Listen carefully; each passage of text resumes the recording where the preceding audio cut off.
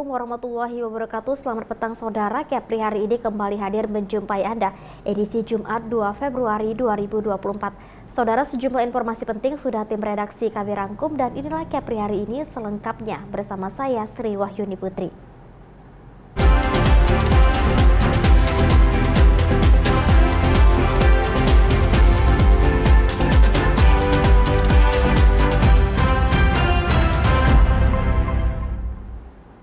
Baik saudara, kita awali dengan informasi yang pertama. Wakil Kepala Polisi Republik Indonesia, Komisaris Jenderal Polisi Agus Andrianto mengunjungi Pulau Penyengat untuk melakukan sholat Jumat dan ziarah ke makam Raja Penyengat, serta melakukan Jumat curhat bersama warga di Balai Adat.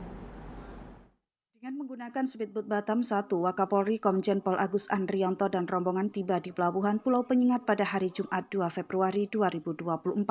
Didampingi Kapolda Kepri Irjen Pol Yan Fitri dan Gubernur Kepri Ansar Ahmad, Komjen Pol Agus Andrianto disambut pencak silat Melayu dan taburan beras kuning, tanda menyambut kedatangan tamu negara. Kapolri dan rombongan lalu menuju ke Masjid Raya Penyengat untuk melaksanakan sholat Jumat. Usai salat Jumat, Wakapolri Agus Andrianto dan rombongan melakukan ziarah ke makam Engku Hamidah dan Raja Ali Haji. Selanjutnya, rombongan Wakapolri menuju Balai Adat melaksanakan kegiatan Jumat curhat bersama warga dan tokoh masyarakat Penyengat. Acara diakhiri dengan pemberian bantuan berupa sembako kepada warga yang diserahkan langsung oleh Wakapolri Komjen Pol Agus Andrianto. Dari Tanjung Pinang, Denny Mariwawo melaporkan. Saudara, jembatan lingkar desa Marok Tua, Kecamatan Singkep Barat bisa menjadi pilihan wisata libur di akhir pekan.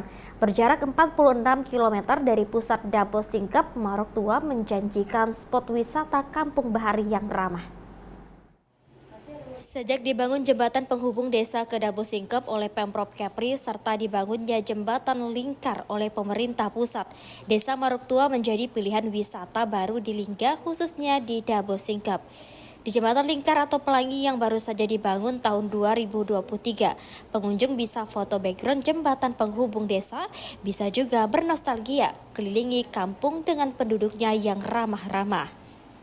Kepala Desa Marok Tua Nurdin mengatakan Desa Marok Tua sangat bersyukur adanya pembangunan jembatan pelangi dan menjadikan Marok Tua salah satu tujuan wisata di Kabupaten Lingga. Dan kami bersyukur dengan pemerintah pusat bahwa program pemerintah lah bahwa Marok Tua ini mau dibikin seperti ini, Pak. Termasuk pemerintah provinsi maupun pemerintah kabupaten dari kecamatan sangat mendukung Desa Marok Tua bangunan hal yang seperti ini, karena kami pun merasa sangat terima kasih kami luar biasa kepada pemerintah yang telah peduli bahwa Desa Marok Tua ini dijadikan ajang pariwisata, Pak.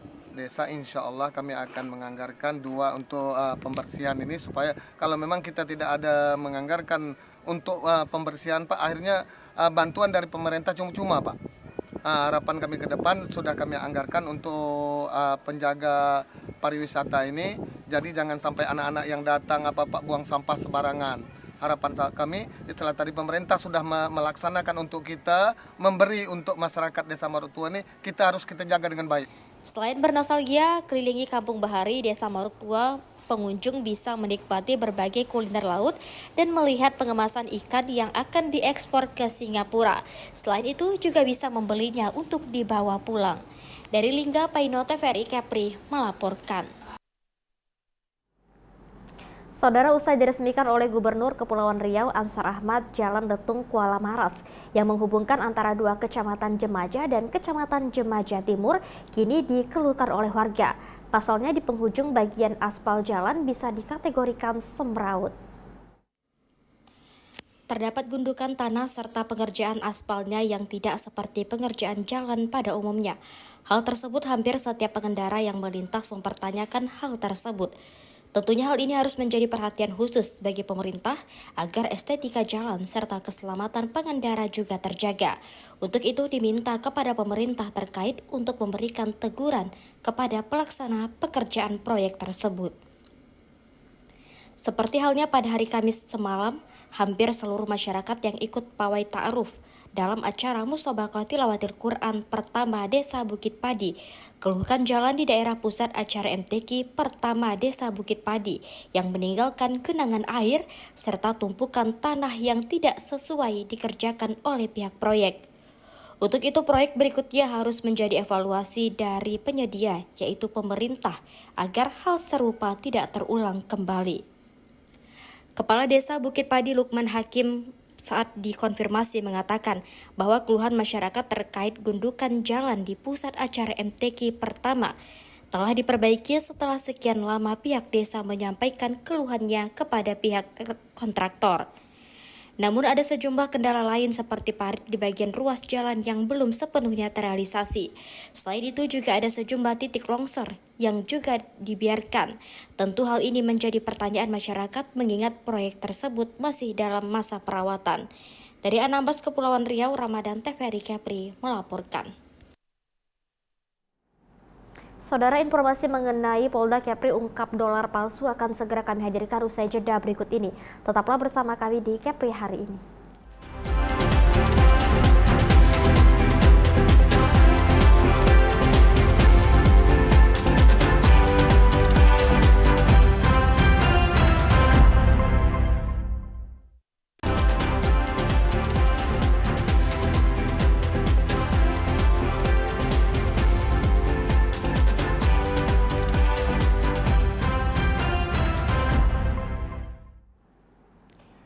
Baik saudara, terima kasih Anda masih bersama kami di Kepri hari ini.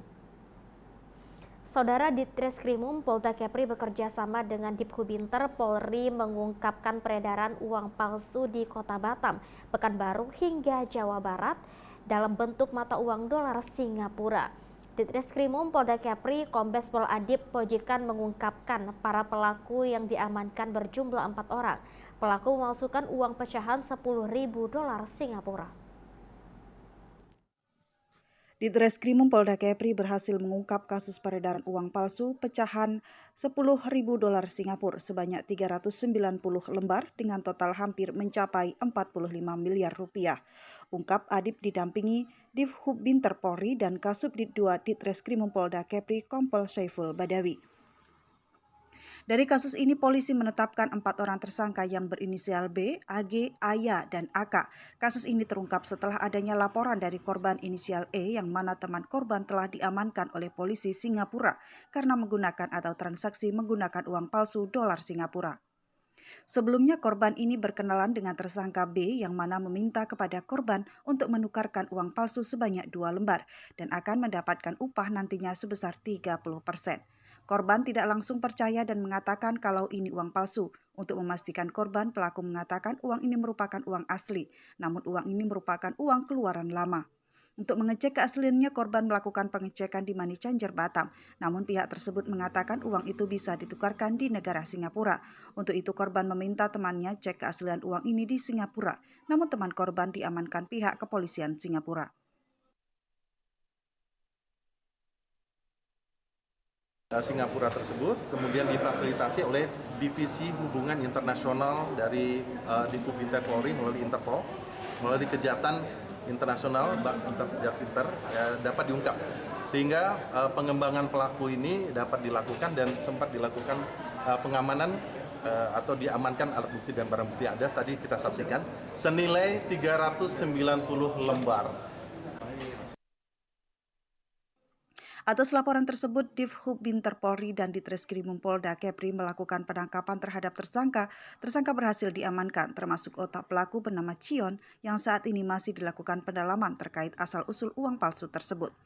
Terhadap tersangka dikenakan pasal 245 Junto pasal 55 ayat 1 ke 1 KUHP Pidana tentang peredaran uang palsu. Rizky Kurniawan, TVRI melaporkan dari Batam, Kepulauan Riau. Saudara, Kejaksaan Tinggi Kepulauan Riau bersama pemerintah Provinsi Kepulauan Riau menggelar seminar Undang-Undang Nomor 1 Tahun 2023 tentang Kitab Undang-Undang Hukum Pidana atau KUHP yang baru di Aula Sasana Baharudin, Lopa Kejati, Kepulauan Riau. Sosialisasi yang diselenggarakan oleh Kejaksaan Tinggi Kepulauan Riau dalam rangka mensinergikan keadilan, kemanfaatan, dan kepastian hukum dengan telah disahkannya Undang-Undang KUHP, sehingga penerapan KUHP nasional dapat selaras dengan nilai-nilai dan rasa keadilan yang ada dalam masyarakat. Terselenggaranya seminar tersebut dengan mengundang 52 unsur Forkopimda Provinsi Kepri, Kabupaten Kota, Rektor Universitas, tokoh masyarakat, tokoh adat, dan organisasi advokat dan mahasiswa yang diselenggarakan melalui dalam jaringan, daring, dan luar jaringan atau luring. Kepala Kejaksaan Tinggi Kepri Dr. Rudi Margono mengatakan akan terus berkoordinasi bersama pemerintah Provinsi Kepri dalam upaya memberikan pemahaman pembaharuan hukum pidana dan juga akan menyebarluaskan secara masif KUHP yang baru kepada masyarakat. Rudi juga mengatakan dengan melibatkan seluruh unsur terkait, maka akan tersebar secara luas di seluruh lapisan masyarakat di Kepri, seperti melalui kepala desa dan media massa. Kita berharap semakin banyak masyarakat yang memahami. Terima kasih kepada DPRI yang telah berkenan hadir. Kegiatan ini berjalan lancar. Tentunya tidak sampai di sini, kami akan berupaya berkoordinasi dan bersama dengan pihak pemerintah daerah, provinsi utamanya, untuk menyebarluaskan dan secara masif KUHP yang baru ini sesuai dengan Undang-Undang 1 2023 ini, antara lain misalkan melalui sebaran melalui kepala desa, dan ini sosialisasi ini bukan untuk hanya APH, tapi dari seluruh masyarakat, utamanya di masyarakat Kepri. Saya berharap melalui media massa juga ikut menyebarluaskan, karena ini KUHP yang baru dan sangat luar biasa sebagai undang-undang yang baru. Semua harus dipahami secara menyeluruh seluruh lapisan masyarakat. Asisten Bidang Pemerintahan dan Kesra Kepri Tengku Arif Fadila mengatakan, pemerintah Provinsi Kepri mendukung sosialisasi tentang Kitab Undang-Undang Hukum Pidana atau KUHP yang baru. Sosialisasi tidak hanya dilaksanakan di Kota Tanjung Pinang, melainkan di 7 kabupaten kota lainnya di Kepri. Nanti seluruh kabupaten kota akan disosialisasikan sebab masyarakat harus mengetahui dan memahami. Pemerintah Provinsi Kepulauan Riau mengucapkan terima kasih kepada Pak Kajati Kepri yang menginisiasi sehingga disambut langsung Pak Gubernur, sehingga kita melakukan kerjasama melakukan sosialisasi. Sosialisasi ini bukan saja di Tanjung Pinang, nanti seluruh kabupaten kota, 7 kabupaten kota kita turun dan kita memberikan informasi kepada masyarakat melakukan sosialisasi. Guru Besar Hukum Pidana Fakultas Hukum Universitas Andalas Padang, Profesor Dr. Haji Elwi Dani, mengapresiasi Kejati Kepri dalam upaya langkah positif memberikan sosialisasi KUHP yang baru kepada masyarakat. Menurut Profesor Dr. Haji Elwi Daniel, apabila tidak disosialisasikan dengan baik ketika KUHP itu diberlakukan, maka akan memberikan kesulitan kepada masyarakat. Pertama, saya harus mengapresiasi apa yang dilaksanakan oleh Kejaksaan Tinggi Kepulauan Riau untuk mensosialisasikan KUHP baru ini. Karena waktu kita tinggal sedikit sampai 2026, jadi oleh karena itu ini adalah sebuah langkah positif dan harus dikembangkan lebih lanjut oleh institusi-institusi yang lain. Saya kira Pak Gubernur juga menarik perhatian untuk bisa mensosialisasikan KUHP itu, sebab kalau seandainya tidak disosialisasikan dengan baik, kita khawatir nanti pada ketika KUHP itu berlaku, masyarakat kita menjadi ini. Profesor Daniel juga mengatakan sebelum diberlakukan di tahun 2026 mendatang, instansi terkait agar dapat menyebarluaskan KUHP baru ini di tengah-tengah masyarakat. Masih ada waktu 2 tahun untuk sosialisasi kepada masyarakat. Selain itu, KUHP yang baru tidak akan hanya berdampak pada lingkup bidang pidana umum saja, melainkan bidang hukum lain seperti pidana militer dan pidana khusus. Karena dalam KUHP yang baru tersebut juga mengkondisikan beberapa tindak pidana militer serta tindak pidana khusus. Dari Tanjung Pinang, Abdullah, TVRI melaporkan. Saudara Gubernur Kepri Ansor Ahmad panen udang faname di Desa Tinjul, Kabupaten Lingga. Didukung dengan kondisi wilayah dan kadar air yang cocok, budidaya udang faname menjadi komoditi yang menjanjikan di Kabupaten Lingga. Panen parsial atau panen sebagian udang faname di Desa Tinjul, Kecamatan Singkep Barat, Lingga, menjadi semangat baru pemerintah Provinsi Kepri dalam upaya mengembangkan ketahanan pangan di Kabupaten Lingga. Panen udang faname di areal 50 x 50 meter yang perdana di Tinjul mencapai 300 kg. Hasilnya dibagikan ke warga Desa Tinjul sebagai ungkapan rasa syukur atas keberhasilan panen perdana. Gubernur Kepri Ansar Ahmad mengatakan budidaya udang faname ini sangat potensial di Lingga dan bisa menggantikan pengembangan sawah yang gagal. Dalam pidato sudah sampaikan bahwa asal masyarakat serius kita dukung, tapi ngelola ini yang penting dengan manajemen yang profesional, terbuka ya. Nah biasanya sesuatu itu dimulai kalau dari yang kecil bisa kompak, kalau yang besar kadang-kadang sudah menghasilkan hasil yang besar. Kalau nggak dikelola dengan baik, biasanya timbul berbagai macam kecurigaan. Nah, tadi kita katakan asal mereka berkomitmen sungguh-sungguh ngelola ini dengan manajemen terbuka, maka kita akan dukung nanti melalui APBD perubahan. Ini saya kira sentranya cukup potensial ya. Nanti kita akan bimbing juga lah dari DKP Provinsi dan Kabupaten Lingga. Kita kolaborasi. Kalau ini bagus jadi pilot project untuk yang lain juga nanti. Kan di Dabu ini memang mesti ada inovasi-inovasi baru yang kita kembangkan. Kemarin dicoba sawah kan cukup luas di sini, tapi gagal juga saya lihat. Jadi mana komoditi yang lebih memungkinkan berhasil, pasarnya juga cukup tersedia, kontinuitasnya juga terjamin, itu yang kita dorong, kita kembangkan. Dengan berhasilnya budidaya udang faname ini, ke depan Desa Tinjul akan mengembangkan tambak udang faname dan menjadikan Desa Tinjul yang mandiri, sehingga Desa Tinjul bisa ikut menumpang pada Lingga. Pertama, kebetulan dengan ukuran 50 kali 50 meter, harusnya pada tempat itu 300.000, karena kita ini tahap pertama, kita hanya melakukan pada tempat 200.000, karena kekhawatiran apabila terjadi gagal panen, namun alhamdulillah perkembangan sesuai dengan target. Insya Allah target kita dari awal sampai akhir itu sampai panen total di sekitar 4 ton. Nah, ini sudah panen parsial yang ketiga hari ini, berarti sudah 1 ton kita ambil untuk pengurangan kepadatan. Panen total insya Allah akan dilaksanakan di sekitar tanggal 5 atau 6 Februari. Oke. Permintaan pasar di Batam, Tanjung Pinang, dan Karimun terhadap udang faname sangat tinggi. Di tiap tahunnya sejak tahun 2020, Kabupaten Lingga mengekspor udang faname ke pasar Batam dan Pinang, bahkan hingga ke pasar Singapura. Dari Lingga, Paino TVRI melaporkan.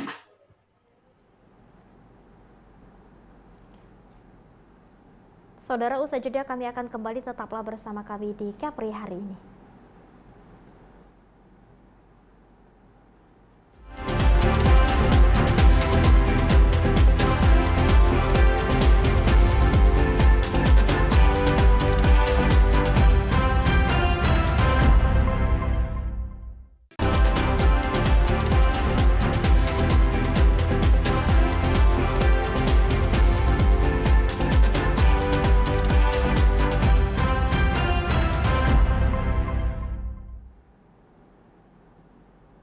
Baik saudara, terima kasih Anda masih bersama kami di Kepri hari ini.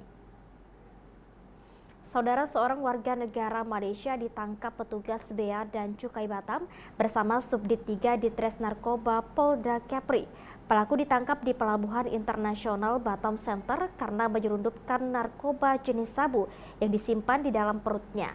Ironisnya 450 gram sabu dibungkus dalam 27 bungkusan yang dimasukkan di dalam perut melalui mulut dan juga anus. Khairul Fahmi Husain, warga Johor Bahru, Malaysia, diamankan petugas Bea Cukai bersama polisi sesaat usai turun dari kapal yang membawanya dari Malaysia ke Batam. Untuk mengantisipasi Khairul demam ditangkap berdarah setelah dan petugas stunting, curiga warga dengan Desa gerak-geriknya yang Batu terlihat usulkan gelisah pembangunan saat parit melewati yang mesin digendangi X-ray. oleh Pak Ruman. Untuk mengantisipasi Petugas demam kemudian berdarah membawa dan Khairul ke ruang stunting, warga pemeriksaan Desa ronsen. Berapit Saat mengusulkan diperiksa, petugas melihat beberapa gumpalan benda yang ada di dalam perut Khairul. Selanjutnya, petugas membawa tersangka ke rumah sakit. Hasilnya ada 27 bungkusan yang tersimpan di dalam perut. Menurut Kapolda Kepri Irjen Pol Yan Fitri Halimansyah, Khairul mengakui jika ada 24 buang bungkusan berisi sabu yang dimasukkan ke tubuhnya dengan cara ditelan. sedangkan 3 bungkusan lagi dimasukkan ke perut melalui anus. Proses mengeluarkan bungkusan sabu yang disimpan di dalam perut memerlukan waktu cukup lama, bahkan karena ada 2 bungkus berisi sabu yang tak kunjung keluar karena tersangkut di usus. Akhirnya petugas Bea Cukai Batam bersama polisi membawa pelaku ke rumah sakit. Fenomena baru ya kan yang swallow, dengan si swallow itu dia punya barang yang dimasukkan ke dalam saluran pencernaan ini cukup memberikan risiko tinggi kepada pelakunya sebetulnya, karena waktu mau dikeluarkan itu sampai harus mendapatkan tindakan medis. Artinya di sini barang tersebut tidak akan mudah keluar melalui saluran pengeluaran kita sebagai manusia. Dan ada beberapa juga yang dimasukkan dengan bungkusan yang sangat padat dan keras melalui dubur. Itu juga sesuatu yang sudah sering dilakukan di penangkapan di seluruh wilayah Indonesia. Ada beberapa yang sudah disebut hal yang sama dengan metode yang sama. Di mana salah satu upaya baru fenomena swallow, dia punya barang yang dimasukkan ke dalam saluran pencernaan, cukup memberikan risiko yang sangat tinggi. Waktu mau mengeluarkannya itu harus mendapatkan tindakan medis. Nantinya barang tersebut juga akan keluar melalui saluran pencernaan. Beberapa sabu dimasukkan dengan bungkusan yang padat dan sangat keras. Pelakunya berwarga negara Malaysia. Pelaku masuk melalui pelabuhan resmi internasional, bukan warga negara Indonesia saja yang menjadi kurir, melainkan warga negara Malaysia. Narkotika rencananya akan diserahkan ke Denis warga Batam yang diduga sebagai pemilik barang haram tersebut. Pelaku Denis melarikan diri sehingga masih dalam pengejaran petugas kepolisian. Rizky Kurniawan, TVRI melaporkan dari Batam, Kepulauan Riau. Demam berdarah dan stunting, warga desa Batu Berapit usulkan pembangunan parit yang menggenangi air limbah perumahan. Ketua RT 02 Desa Batu Berapit Sudirman saat dikonfirmasi mengatakan bahwa dirinya mewakili masyarakat sangat berharap dengan adanya pembangunan parit yang sangat memprihatinkan. Dikhawatirkan terjadi hal-hal yang merugikan masyarakat. Parit yang menjadi pembuangan utama limbah rumahan tersebut informasinya sejak tahun 2017 silam belum ada sentuhan, baik dari pihak desa maupun pemerintah daerah. Untuk itu diharapkan parit yang mengancam keselamatan masyarakat agar segera dibangun dan diperhatikan. Desa yang telah terlaksana, yang telah kita hasil sepakati dalam musyawarah, diharapkan benda ini tidak terrealisasi lah, dan tidak ada unsur dari pihak yang mana-mana untuk membatalkan, karena saya sangat butuh dan juga kita sudah sepakat dalam musyawarah dan sudah BPD ketuk palu bahwasanya yang ada sisi anggaran di desa yaitu parit saya yang bisa dikerjakan untuk tahun 2024. Sementara itu, Kepala Desa Batu Berapit, Umar Lisman mengatakan bahwa pembangunan parit di wilayah RT 02 masuk dalam RPJMDes tahun 2024. Untuk pelaksanaannya belum bisa dipastikan bulannya, yang pastinya tahun ini dibangun. Hal tersebut sudah disepakati melalui rapat musyawarah di tingkat Desa Batu Berapit. Untuk anggarannya diperkirakan sebesar 70 juta dengan panjang parit 60 meter. Jadi memang parit di RT 02 ini memang menjadi program kita selama saya menjabat. Ya kan, alhamdulillah pada tahun ini parit itu menjadi prioritas kita, panjang lebih kurang 60 meter. Karena mengingat bahwa anggaran kita sekitar 70 juta. Memang yang itu yang kita anggarkan dulu, sebenarnya masih banyak yang origin. Tapi yang origin ini seperti jembatan itu membutuhkan biaya yang sangat besar, 200 juta. Jadi di saat penetapan RKP memang terjadi alot perdebatan, tapi setelah kita musyawarah maka menjadi skala pindah parit kita. Dan parit ini memang kalau kita berkaji dampak yang hari ini memang luar biasa dampaknya. Pertama banjir, tidak ada pembuangan. Kemudian juga dampak tentang penyakit nanti, penyakit malaria, mungkin tidak ada saluran air pembuangnya. Dan insya Allah untuk pembangunannya tentu kita yang hari ini melihat dengan masuknya uang dari dana desa, apakah ini menjadi skala prioritas pertama dulu kita bangun.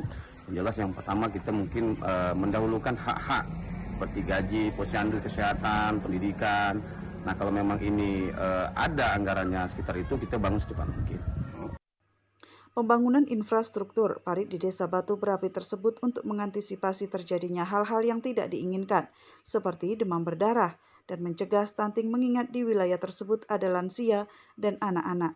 Mencegah lebih baik daripada mengobati, tuturnya. Dari Anambas, Kepulauan Riau, Ramadan TVRI melaporkan.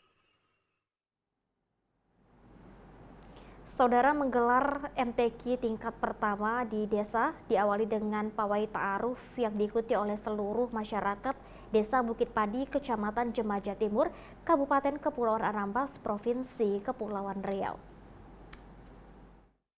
MTQ pertama Desa Bukit Padi dibuka secara langsung oleh Camat Jemaja Timur dan dihadiri oleh Kepala Desa dan BPD Sedesa Bukit Padi serta diikuti oleh seluruh peserta dari Desa Bukit Padi. Camat Jemaja Timur Iwan Marzuni mengatakan bahwa Musabakoh Tilawatil Quran atau MTQ pertama tingkat desa tahun 2024 merupakan kegiatan keagamaan untuk mencari bibit terbaik dari putra dan putri Desa Bukit Padi untuk mewakili desa ke jenjang MTQ tingkat kecamatan dan kabupaten. Untuk meningkatkan Quran, pemahaman Al-Quran, maka kami dari Kecamatan Timur membuat program adalah MTQ dilakukan setiap desa di Kecamatan Timur. Pada hari ini adalah MTQ di Desa Bukit Padi yang pertama tahun 2024 di Kecamatan Timur. Harapan kami tentu acara ini memberikan dampak yang positif untuk pengembangan tilawah Al-Quran di Kecamatan Timur khususnya, kemudian pada umumnya di Kabupaten Anambas. Untuk pawai takruf, kami melihat antusias seluruh masyarakat Desa Bukit Padi. Semua elemen-elemen yang ada di Bukit Padi turun semuanya untuk kegiatan pawai.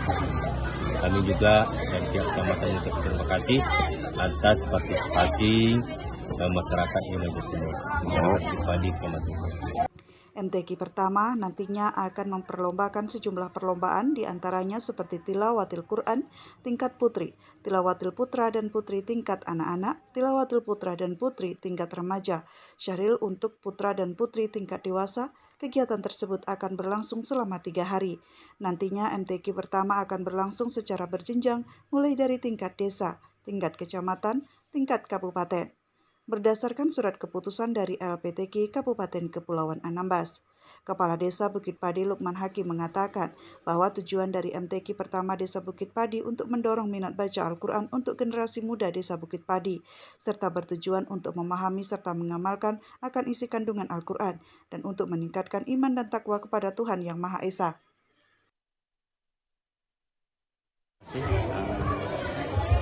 Apabila hari ini berjumlah 6 RT, setiap RT masyarakat itu kita hadirkan semua. Kita harapkan masyarakat hadir semua untuk mengikuti kafilah hari ini.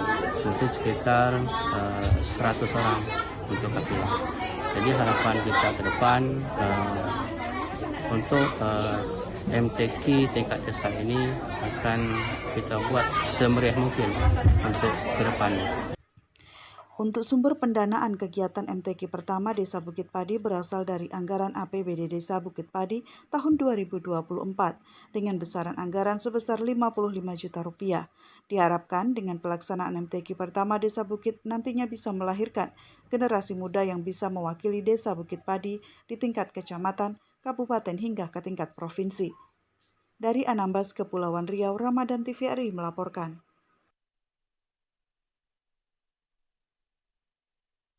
Saudara, Stasiun Televisi Republik Indonesia Kepulauan Riau mendapat kunjungan dari pelajar Sekolah Dasar Islam Terpadu Syiar Harmoni Bintan. Dalam kunjungan tersebut, Kepala Stasiun Televisi Kepulauan Riau, Doni Putra, sangat mengapresiasi dan menyambut baik kehadiran rombongan para siswa dan siswi dari pelajar Sekolah Dasar Islam Terpadu Syiar Harmoni Bintan yang didampingi langsung oleh para ustadz dan ustazah mereka. Tujuan dari kunjungan ini merupakan bagian dari program Sekolah Islam Terpadu Syiar Harmoni Bintan itu sendiri yang mengajak siswa-siswanya untuk belajar langsung ke lokasi tertentu. Ada kegiatan outing kelas yang biasanya dari sekolah melakukan kunjungan-kunjungan ke instansi untuk melakukan pembelajaran di lokasi tertentu yang dikunjungi oleh pihak sekolah. Dengan kunjungan ini, siswa-siswa tersebut dapat melihat prosesnya langsung dan dapat belajar dari siapa saja selain guru-guru di sekolah untuk memperoleh informasi serta menambah pengalamannya. Salah satu kunjungan ini merupakan perkembangan teknologi komunikasi terhadap para siswa dan siswi sehingga dari sekolah sendiri yang membawa anak-anak untuk berkunjung ke LPP TVRI Kepulauan Riau untuk memperkenalkan program kerja televisi. Dengan adanya kunjungan ini, anak-anak bisa melihat langsung perkembangan dari televisi yang masih terus ada hingga sekarang. Setelah kunjungan ini dan anak-anak melihat langsung proses berlangsungnya televisi atau melihat yang bertugas seperti penyiar atau narasumber mendapatkan pengalaman serta melihat potensi pada diri anak itu sendiri. Para siswa ini juga diajak berkeliling dan dikenalkan dengan fasilitas yang ada dalam stasiun TVRI Kepri. Dalam kunjungan mereka, para siswa-siswi pun langsung dikenalkan oleh ketua tim teknik mulai dari bagaimana cara kerja televisi yang para siswa-siswi lihat di tempat tinggalnya masing-masing, mulai dari memperkenalkan nama alat-alat yang ada di stasiun TVRI dan juga cara menghidupkan alat-alat. Para siswa-siswi diajarkan bagaimana caranya membaca sebuah berita yang aktual yang ditonton di televisi pada umumnya. Kepala Stasiun Kepulauan Riau berharap melalui kegiatan kunjungan ini dapat menumbuhkan minat anak-anak untuk berkecimpung dalam dunia jurnalistik. Dari Tanjung Pinang, Kepulauan Riau, tim TVRI melaporkan.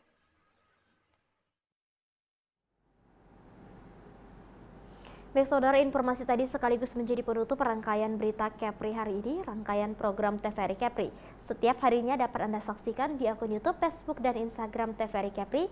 Jangan lupa like, komen, dan subscribe.